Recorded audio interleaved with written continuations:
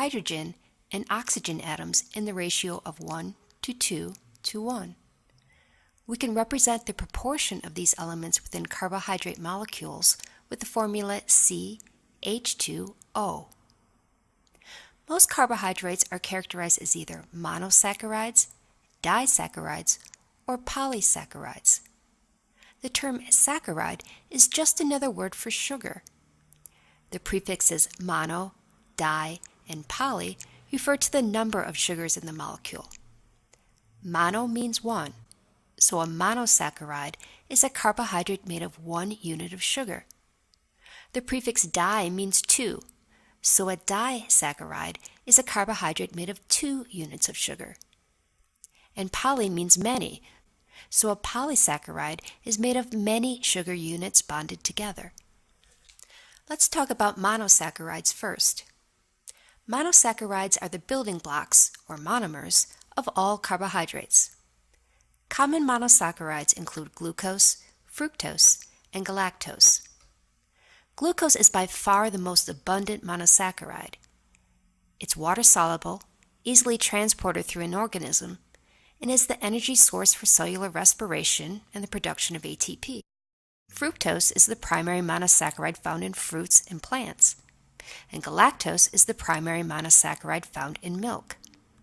All of these monosaccharides are 6 carbon sugars with the chemical formula C6H12O6. They can be depicted chemically as either straight chains or rings. Disaccharides are formed when monosaccharides are joined together through dehydration reactions, forming what are called glycosidic linkages. Common disaccharides include maltose, which is made up of 2 glucose molecules, sucrose, also known as table sugar, which is made up of glucose and fructose, and lactose, or milk sugar, which contains glucose and galactose. Polysaccharides are formed when glucose monomers link together to form long chains. These long chains of glucose units are ideal for storing energy. The chains can be straight or branched. Plants store energy in the form of amylose, which has straight chains, or amylopectin, which is branched. Animals differ from plants in that they store energy in the form of glycogen, which is a highly branched polysaccharide that can be broken down quickly to supply energy to tissues. Other polysaccharides, such as cellulose, chitin, and peptidoglycan, serve as structural molecules in organisms. The most abundant polysaccharide is cellulose. Cellulose is a straight-chain polymer of glucose, like amylose, but it differs in the configuration of the bonds between the glucose units. Most organisms are unable to break these bonds and cannot use cellulose as a source of energy. Instead, cellulose is used to add strength to plant cell walls.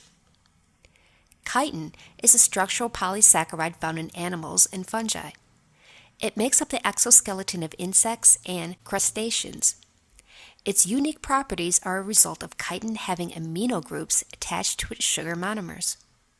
Peptidoglycans are complex polysaccharides found in the cell walls of bacteria. The macromolecule is both flexible and rugged due to its structure.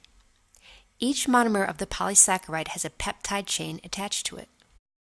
Often, we refer to carbohydrates as being either simple sugars or complex carbohydrates. Monosaccharides and disaccharides are commonly referred to as simple sugars. The term complex carbohydrates refers to the polysaccharides.